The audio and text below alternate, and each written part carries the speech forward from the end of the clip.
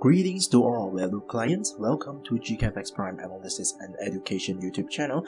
This is Alan Hong, market analyst of GKFXPrime. I'm gonna share my daily analysis for Monday, 31st of July in this video. So first of all, let's review the major market movement.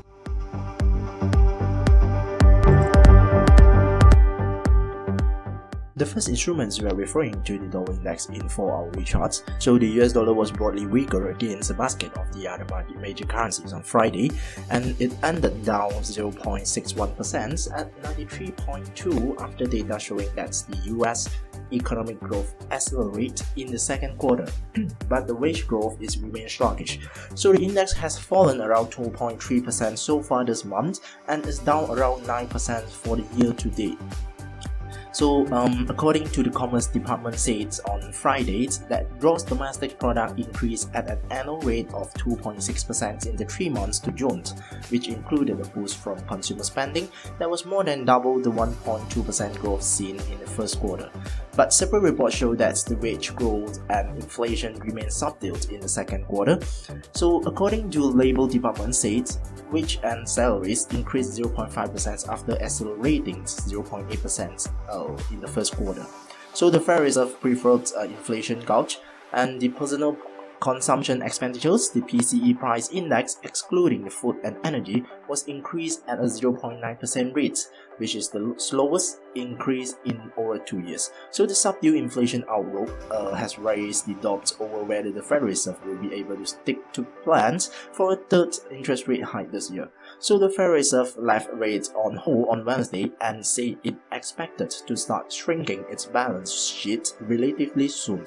So declining expectations for fiscal stimulus under the Trump administration also have fed into recent dollar weakness.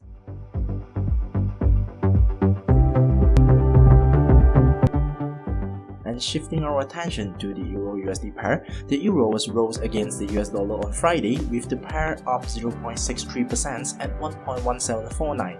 It's not far from the 2.5-year highs of 1.1775, which set on Thursday. So the Euro has risen 2.84% against the dollar so far this month and has gained around 11% for the year to date, and making it the best performing major currencies against the US dollars. So the Euro has been boosted by expectation that the European Central Bank will soon start to wind down its stimulus program.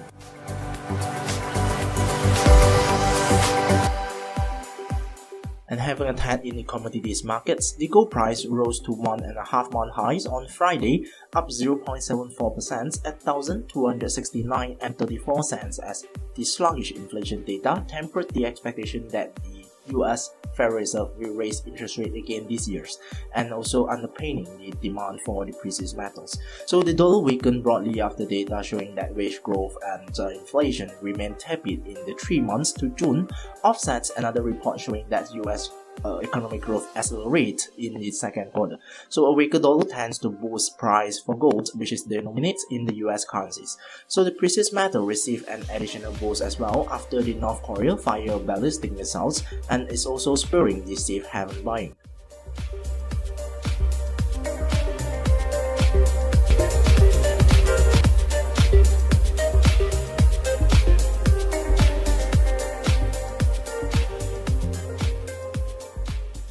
As for the oil price, it was settled higher for the 5th sessions in a row on Fridays to lock its biggest weekly gain this year, with the US West Texas Intermediate crude price tack on 67 cents or around 1.4% to end at $49.71 as the investors show signs that rising demand will offset excess supplies in the second half of the year.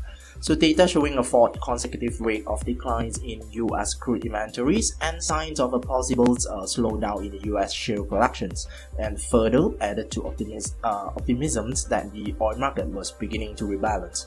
So the weekly figures from energy services company Baker Hughes show that the number of active rigs drilling for oil each higher by 22766 last week, so suggesting the early signs of moderating domestic production growth.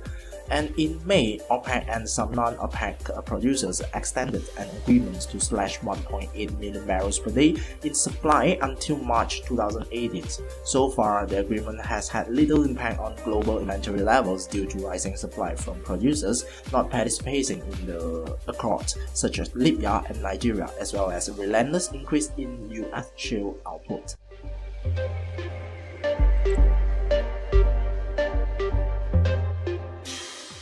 So the market outlook for this week, investor will be focusing on Friday's US jobs report for fresh indications on the possible directions of Federal Reserve policy through the end of the year. And central bank meetings in the UK and Australia will also be in focus. Meanwhile, the Eurozone is to release preliminary data on inflation and second quarter growth. As for oil traders, they will eye fresh weekly information on US stockpiles of crude and refined products on Tuesday and Wednesdays to gauge the strength of demand in the world's largest oil consumers. Meanwhile, traders will also continue to pay close attention to comment from global oil producers for evidence that they are complying with their agreement to reduce output this year.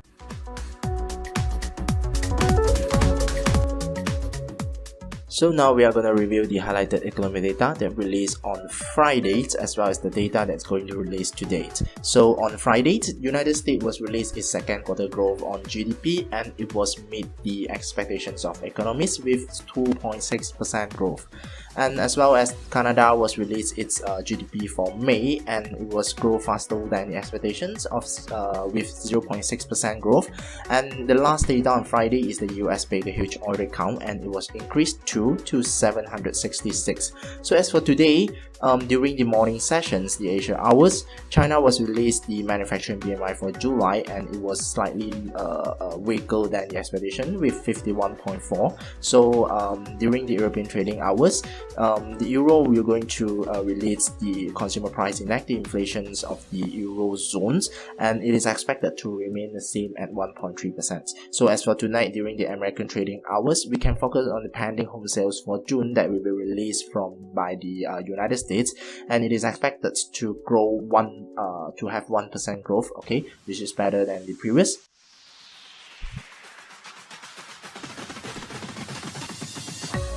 So now we're going to take a look in the technical analysis, and the first instruments we are referring to the GBP USD in daily chart. So the GBP USD remained traded in an uptrend, so closing above 1.31600 signal to move further higher, and the target we might refer to 1.318. okay, next target will be at 1.318, roughly will be here, okay, just not far from the current price. Alright, so referring to the MACD, supporting for the upwards momentum as well, with the both movement line is remain pointing upward, and the momentum stood at the level above 0. Okay.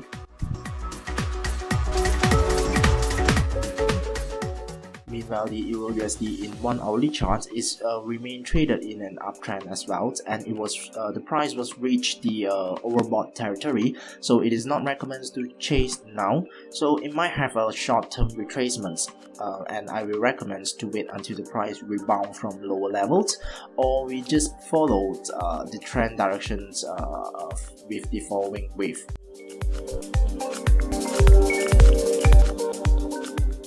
As for the Aussie against the US dollar, it is traded in an uptrend as well, but currently is retracing, so closing below 0.79400 suggested to retrace more. Otherwise, it is expected to be ranging between 0.79400 and 0.80600 for short terms. So referring to the those indicators, the both moving average line is remain pointing upward and expanding, so this signal that the trend direction is still pointing upwards, but the MACD is showing us that the both movement line is start changing its directions and probably will move flat. Okay, will move flat. So the upward momentum is decreasing, so means that in short term it might probably to be retraced more.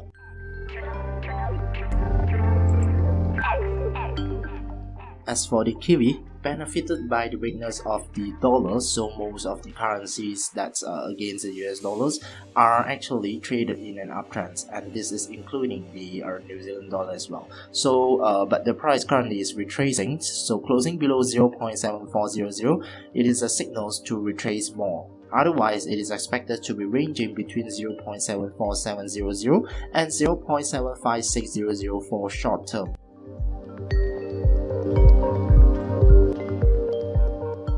As for the Japanese yen, so the pair USD JPY in 4-hourly chart can be seen that it is currently traded in a downtrend. Okay, so closing below 110.200 is suggested to move further lower, and the target we might refer to 109.4.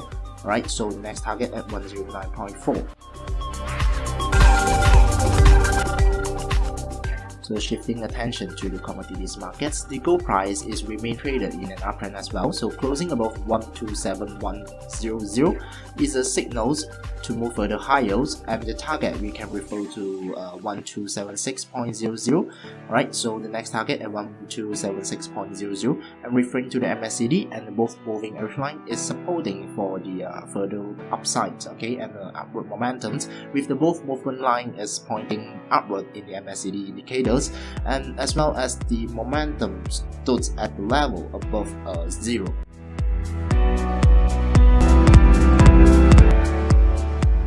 As for the oil price, the West Texas Intermediate crude price in 4-hourly chart was actually is traded in an uptrend as well. So closing above 49.9 a barrel suggested to move further higher, and the next target we can refer to 51.5. Alright, 51.5. That's all for my analysis to date. Please don't forget to subscribe to our YouTube channel by clicking the GKFXPrime logo on the screens in order to follow our updated analysis and education video.